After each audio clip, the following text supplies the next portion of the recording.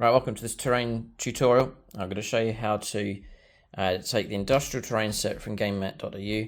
This is how it comes pre-painted, sort of a general kind of colour scheme here. But I'm going to paint it up to match in with the Cyberpunk battle mat just here. So that's the finished outcome.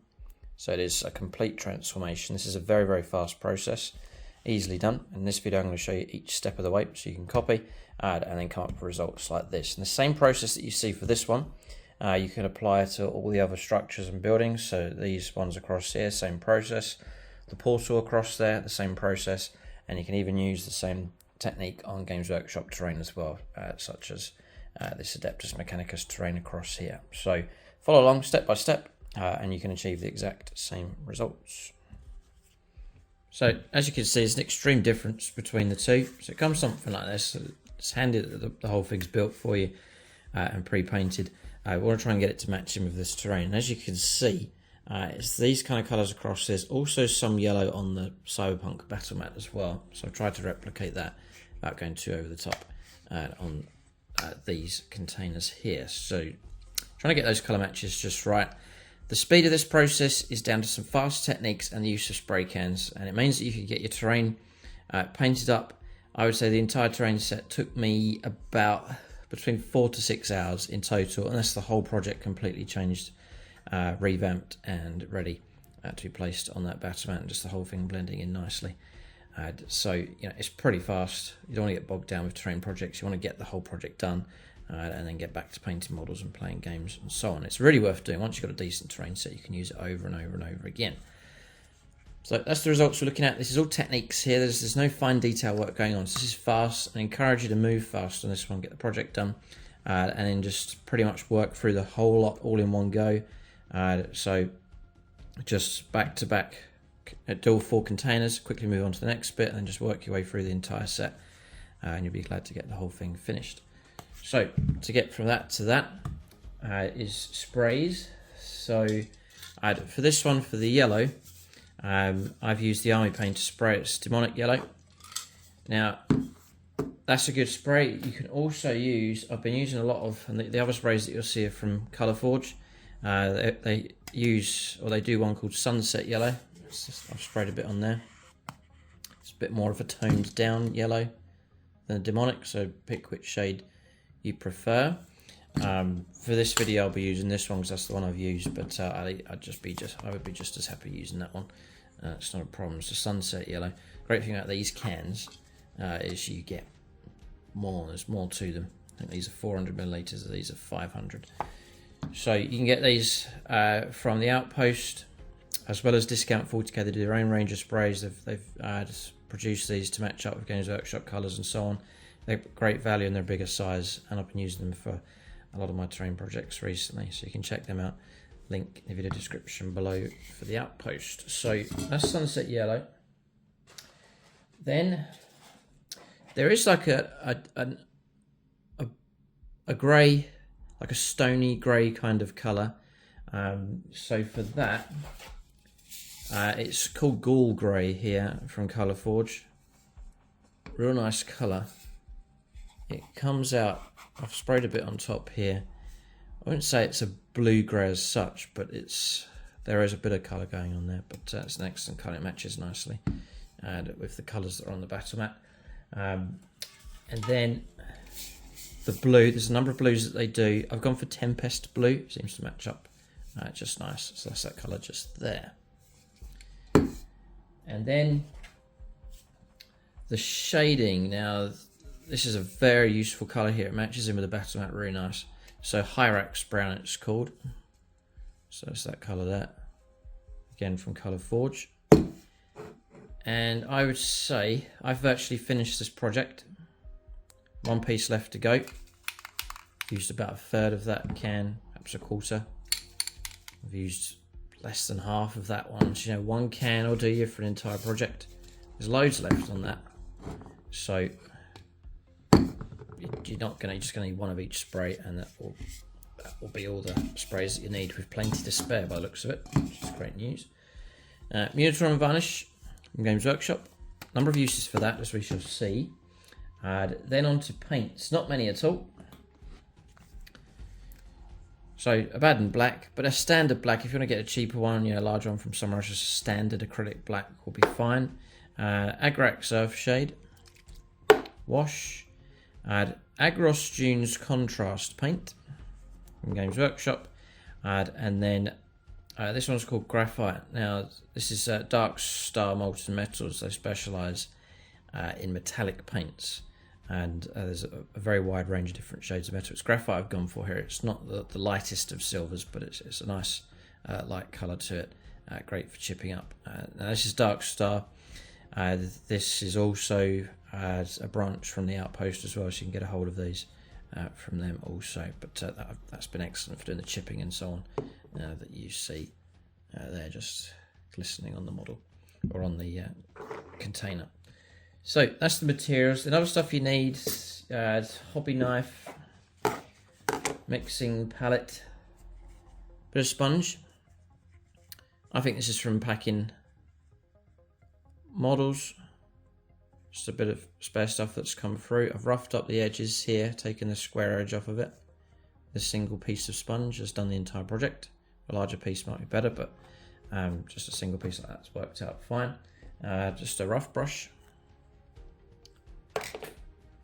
It's good scissors. PVA glue, sticking. And for this one, masking tape to help speed up the painting process. So I think that's all the materials that you need. We'll go on to the first stage. So the first step is to get this yellow done. Now, I've painted these so they go a certain way up. They have to now because I put posters on there. They're not going to look right like that on the board and so on. So I'm going to paint them that there is a right and wrong way up doing them. So bear in mind this, don't paint it like that. I think it's that way up. So that's the way it's fixed, and make sure they're all matching up the same when you do that.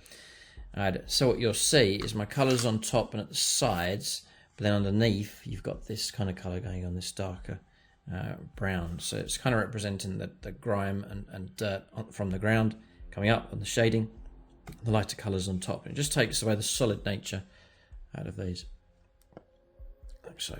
So the first thing I want to do is this yellow band. So I've gone from here to here for this one, and I've done that the same on another one. But for the other two, I've gone for a narrow band just to mix things up here. So what I'm going to do is spray straight on with my Daemonic yellow. It may take one or two coats. We'll see what one coat looks like. So I'm just going to spray it around here. Not going to mark it up or anything. You get a bit of overflow onto here, but that's not a problem. But I want to spray this area here. Not too worried about the underside here or underneath. Not going to cover that.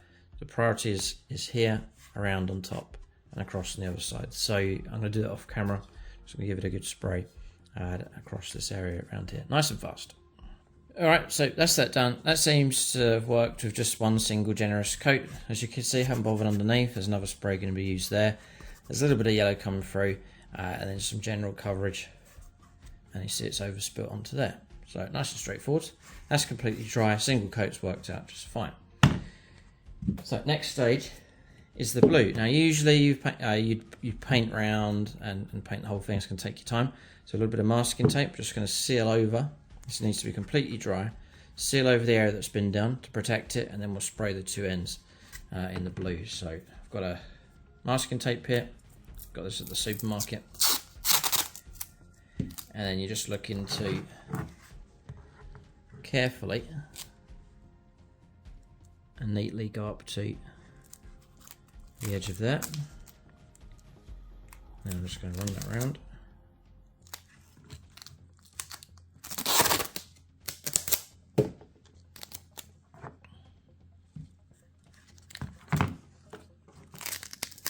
So this has enough tack to stick on, but it's not so tacky it's going to cause problems when you try and remove it. So I'm just going to neatly run that all the way around, like so. Right around that. Just tack that in nicely. Then just do, I think, another single piece run all the way around, and that'll block that off nicely. Alright, so that's sealed off. The yellow's protected underneath. So the next stage will be the blue. So you've got Tempest blue. Now there is an option if you want to do this, you can. I should have said it at the start, but if you want to, this comes pre-painted and it's like a matte kind of satin finish. If you really want to seal it up and prepare for sprays to go on top, you can give it a light spray all over of Munitorum Varnish. I haven't on this occasion, but you can do that. Sometimes helps just for helping paints to stick on and so on. So Munitorum Varnish, a light coat of that all over and then start your spraying and painting. But anyway, we've put that round there. I'm going to take Tempest Blue. It's going to be the same process. It could be 1 or 2 coats. And then neglecting again the underneath, that's not needed. But getting the sides, top and the ends sprayed up. Now this comes in a real good colour here because it's in a nice brown and grey. So you can spray sort of down in this direction, and if a bit of the darker grey is left, or you leave a patch of brown and it's not covered entirely, that's fine. It just adds to the effect of it. So you've got a good foundational colour here with this set, of the colour it comes to you. So we'll go with the blue here. We'll do both ends, prioritising the sides, top, and both of those ends just there. So I'll spray that up next. All right, so looks something like this. Very, very quick transformation. This is virtually completely dry here, so we're going to take this off.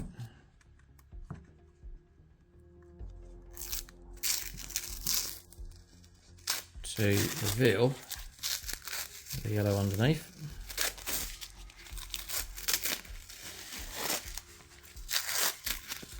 So no painting involved.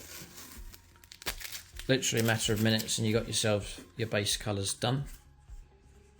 Like so. Now there's still a while to go, but that's your colours blocked out. Complete transformation and matching in with the batter mat quite well. If I show you the batter mat in the distance. So blue-grey kind of colour. There's a large patch of yellow and there's other areas of yellow on the board as well. So we're trying to get our colours to match in with that as best as possible. So next stage, you see the blue-grey going on across here and the browns. We're going to try and introduce that into this. Just try and get the whole thing to match in nicely with the board. You should see that that one blends in better than that one. So for that, it's the Ghoul Grey. Now I've removed the tape from here.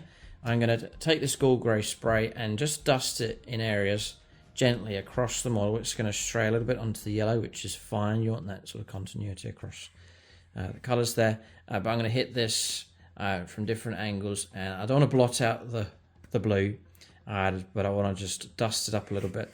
And it's a very quick process, just a bit of spray across there. But I'll spray it up. Look at it like that. I'm going to give it a bit of a spray and I'll show you the kind of results. But it's short, sharp bursts from a bit of a distance, and then just run that across the model just to break up that blue a little bit. So that's that done. Now looks something like that. Just knocks that completely down, the tone. Like so, just a gentle dusting of it. So the blue's still the dominant colour, it's still shown through, but the strength of it's been taken out a bit by that Ghoul Grey. It's come across and straight onto the yellow a little bit, which is absolutely fine. It took about 8 seconds to do that. So you've now got your base colours done, a bit of fading and shading, a bit of fading done on it as well. So looking good. So just to show you this colour actually, this Ghoul Grey. So this is an AdMech piece of terrain from Games Workshop.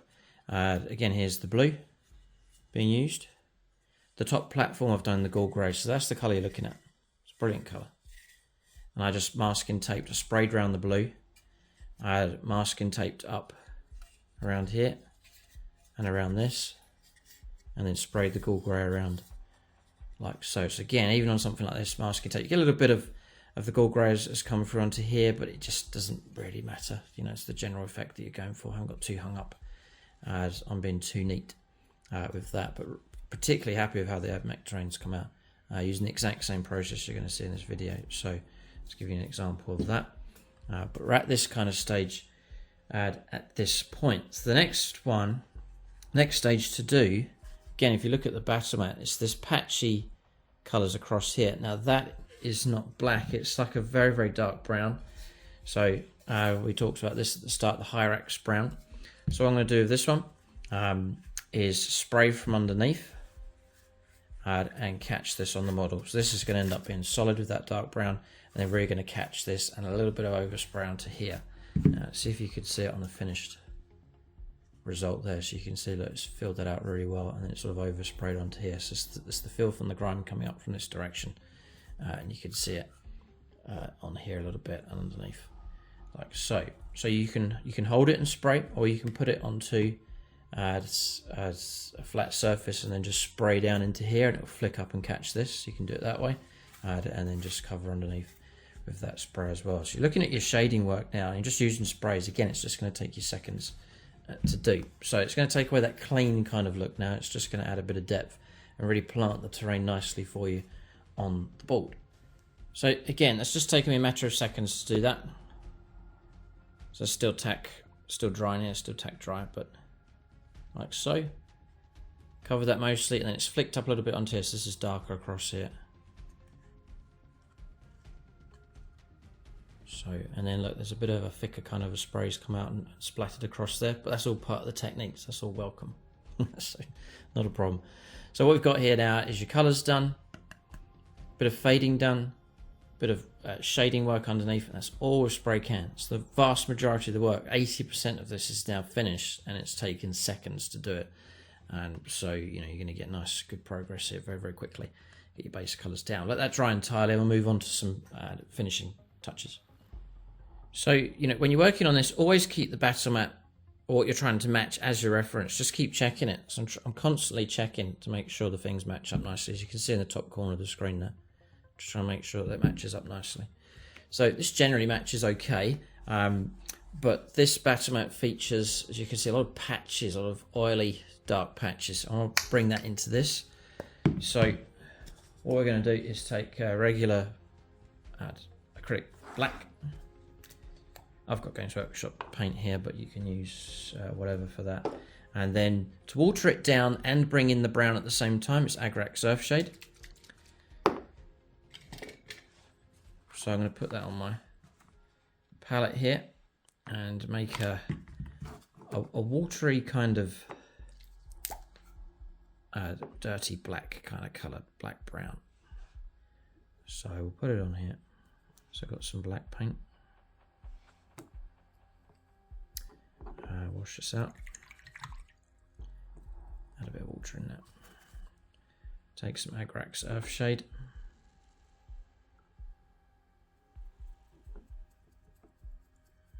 And now we get an oil slicky kind of dark brown. Take a bit more.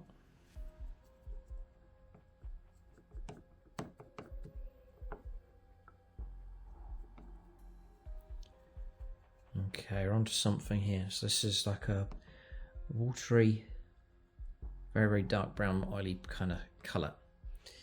So then we take our sponge. Now I've roughed up, taken the hard edges off, so you can just pluck them off like that just to break it up. Just want sort of a nice natural kind of finish, like so. And then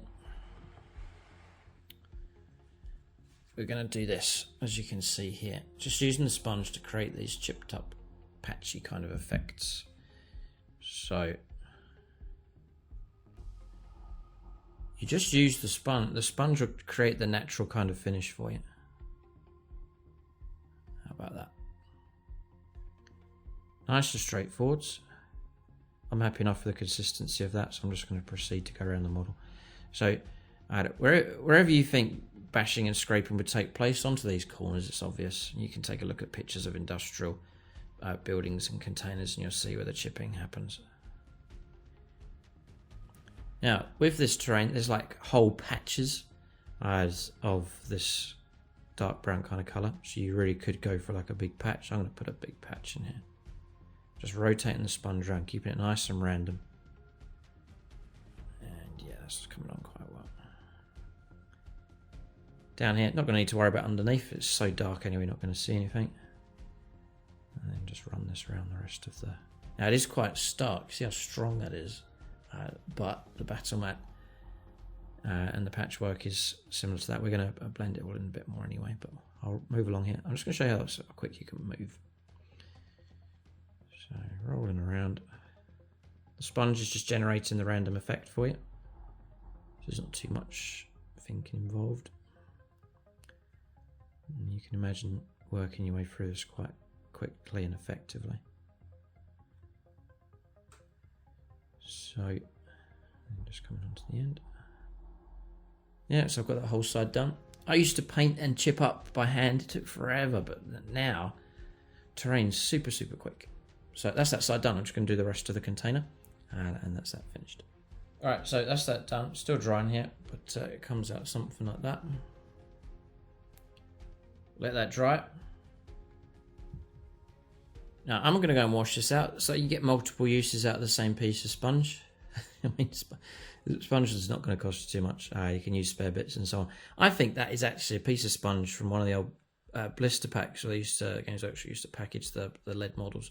But you can get a hold of sponge from anywhere, you know, packing materials and so on for posting. You better find it somewhere, no problem. But I'm going to wash it out so I can use it again, let it dry, and get lots of usage out of the sponge. I would say to you, when you are doing this technique, it's a stabbing technique. So you're just dabbing on straight. If you start swiping from side to side or come at an angle, you'll start to skid and stretch it across, and then you'll get those kind of lines and marks. So it's that dabbing effect that you're going for to get the finish that we're looking for. So that's that done. Let that dry completely. It's got to dry totally before we move on to the next stage.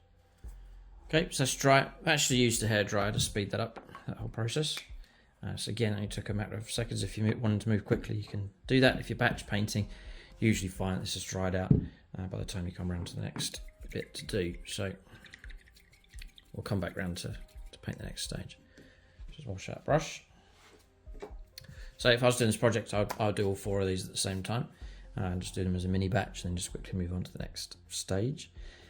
So that's that done. The next thing is, as you can see, this looks okay. It matches in quite nicely. I'm going to try and add in another shade here. As you can see, there's a bit of brown stuff going on with this. So again, this is another nice quick technique. And again, don't get hung up taking ages to do this. So I've got my Agrax, or Aggaros Dunes contrast paint. It's a nice strength to this. Taking a rough brush, one that's a bit damp, and then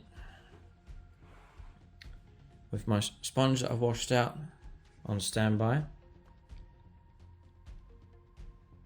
That sponge is a tiny bit damp, but not much. It's virtually dry.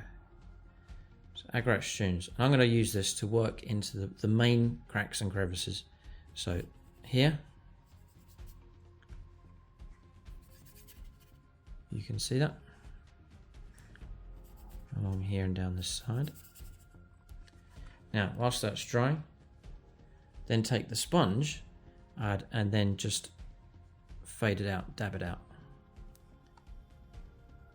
So it's a fast and effective way of getting a nice blend without having to use brushwork, with just the quickness of the sponge. And that's gone on nice. That's made it nice and random, like so. I'll do a bit on the yellow to show you. So I could go around and try and paint in all of these and around all of these, but I don't want to spend too much time on this. So I'm going to shade that bit. So I'm going to go around there, pushing it right into that crevice, into there, and around. Drop it, the brush, take the sponge, and blend it all in to look nice and natural. Over time, your sponge may pick up some of the pigment, which you can then use when this whole thing's done, just to drop a few random patches of that colour onto the container. But you can see the way that's shaded and then faded in nicely just by using the sponge. Super fast. So I'm just going to go around the whole of the model. Basically, these bands I'm going to pick out, and then not too much else. If it's pretty much going to do it, I'll run around the inside of this using the same technique as well, and that's going to give you a general amount of shade, nice and quick without getting too hung up on details. Okay, so that's that done. You're now looking at something like this. So you've got multiple shades going on. This has all happened very quickly here. It's only taken a matter of minutes to do this whole thing. Looking pretty good. So, I'll bring in this piece of terrain. So that's that base colour. I didn't shade all the nooks and crannies here. There is obviously a natural light and shading going on just with the sculpt. But I did the dark patches, as you can see. And then the Aggaros dunes just in patches on here to add some effect without getting too hung up on painting and shading all of this, but instead just doing like the patchwork, and it's just as effective, but in a fraction of the time. And even on the blue here, you can see the patch sponge technique being used in combination with the dark spray on the base. It all seems to have worked out well. Okay, so really one of the finishing touches is this chipping effect to make this container look like a metal container. So natural sort of chipping. Temptations to overdo this, just be careful. I'm taking the graphite colour. This is a squeezy bottle, so I'm going to put it out onto I'll go over here so I can see what I'm doing. So I'm going to put a blob of it on here. Again, taking my trusty sponge, which has dried out nicely. Same process, dipping in. Now be careful with this one, not too much. I'm very lightly touching this, hardly any pressure at all being used. You should start to see a glint of metallic. I'm sort of aiming for the areas where I have put those dark patches, like so. And this is I'm going very light on this.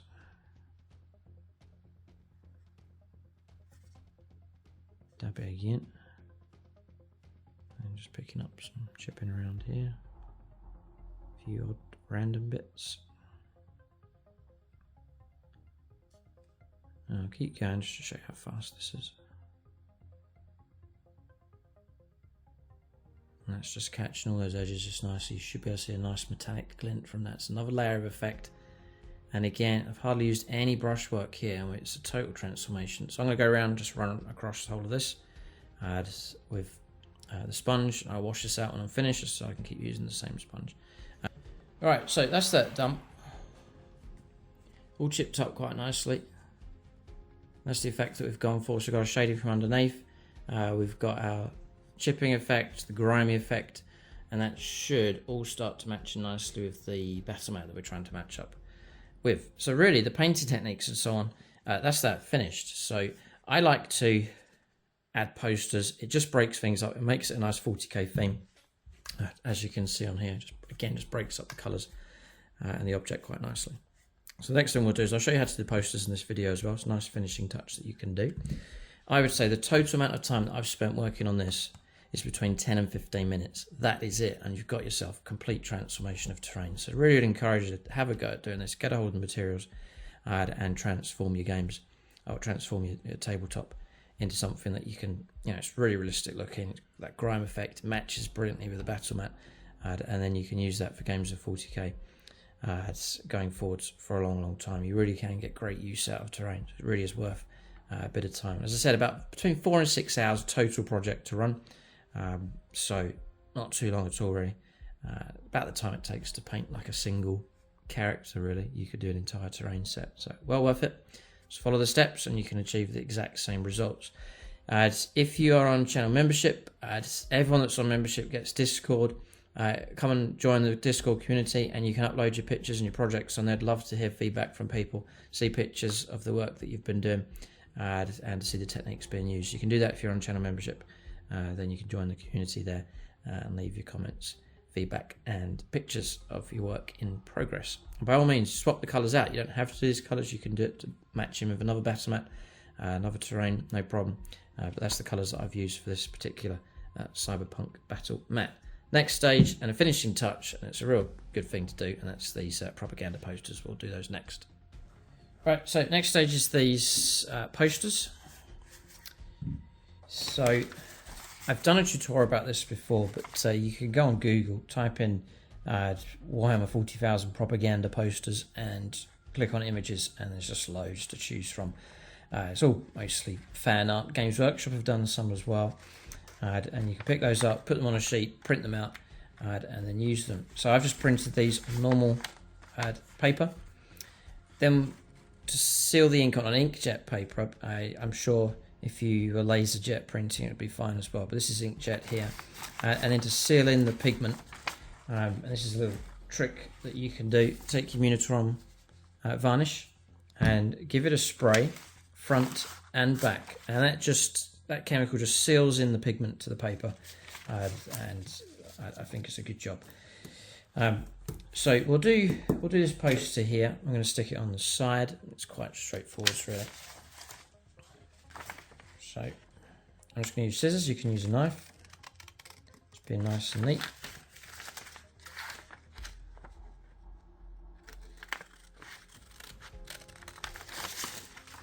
Just easy working with paper, very straightforward.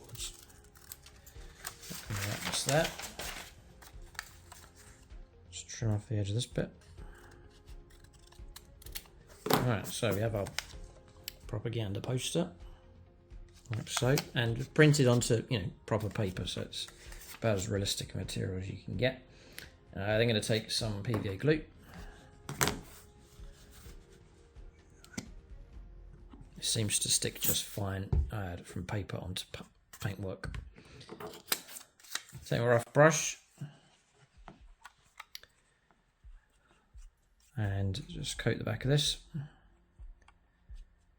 Seems to stick on the best when you completely cover the whole thing. So don't try and cut corners on this. PVA is a good glue. If you don't spray your Munitorum Varnish, there's the danger of the glue soaking into the paper and making the pigment run. So it's kind of, if you're going to use PVA glue, kind of essential actually that you varnish and spray the posters. But do that whilst they're on the sheet before you cut them out and just soak them. It's a pretty good soak, and you'll see it soaking right in. Alright, so it's almost like hanging wallpaper here. So you've coated the back of that. It starts to curl. And then I think we'll stick it quite square. I think that looks pretty good. So then you're just working it in, just pushing it and forming it into place, like they're pasting it onto the side of the container. Some excess glue coming out the sides, which is fine. A little bit of damage, so I'm just going to take a corner and just roll it down, crinkle it up, pinch it, crank it up a little bit, crinkle it a little bit.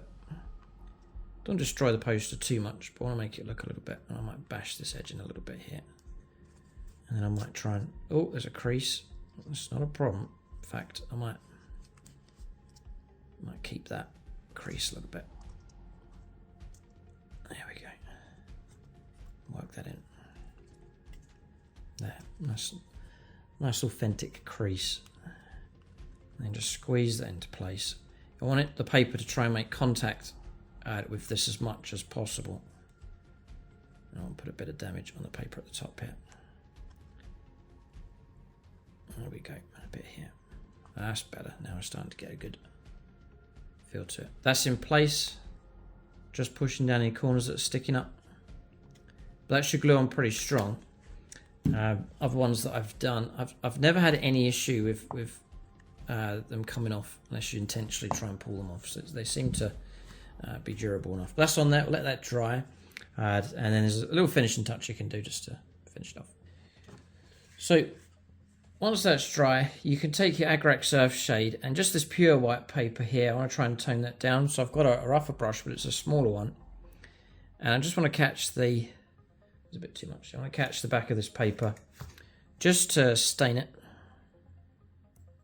So it's not that pure white. I don't want it too clean looking. I'm going to use my finger there just to mark it a little bit. And then the pure brilliant white edge of the paperwork here. I want to just catch that with this Agrax Earthshade. Just to tone it down. I don't want it looking too pure. Then other little effects that you can do is just run the brush down to make some like streaky effects on there, just to weather up the poster a little bit. Like so. You can do some marks, some blotches, and then run the brush down.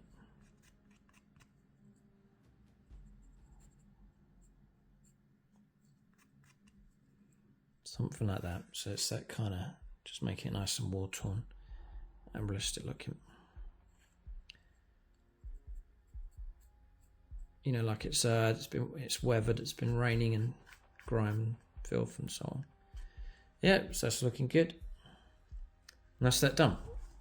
Nice and easy, bit of effect, and again, just makes the post look authentic and real, like it belongs on the container. It's been there perhaps for months, just stuck on there, and there's all the filth and the grime going on, so it all just makes the whole thing look nice and realistic.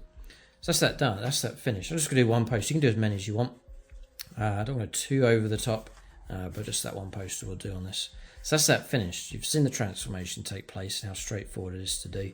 Total amount of time spent on this, I would say about 20 minutes in total, so not that long at all. I've done the rest of the terrains. This is the very last piece to finish this board off. The final finishing thing to do, just to get nice durability and just to tie the whole thing in nicely for you, is a final coat of your Munitorum Varnish. It's a nice satin finish. That'll just tie the whole thing in nicely for you, add a bit of durability to it, and then there's no reason why it shouldn't last you a good long time. So varnish spray, and that finishes off the project. Do keep a lookout for more tutorials on the channel. So what should be available is I'm doing a propaganda poster frame chain link fence walkway tutorial. If it's not out, it'll be out soon. To link in with this series, there's a battlefield terrain tutorial. I'll go through the whole table and just talk you through that. And now you've got the actual transformation tutorials, or how to convert your Gamemat.eu terrain over into this style. It's not just the industrial terrain set.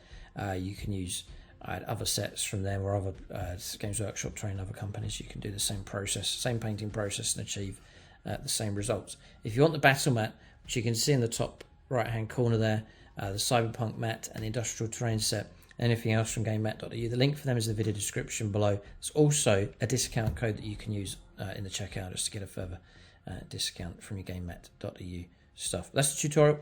Look out for more content on the channel. Thanks for watching, and tune in next time.